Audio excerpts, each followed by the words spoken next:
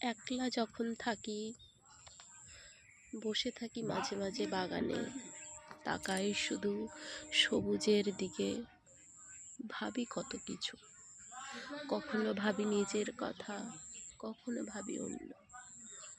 ভাবনাগুলো সব হারিয়ে যায়, ক্লান্ত হয়ে যায়।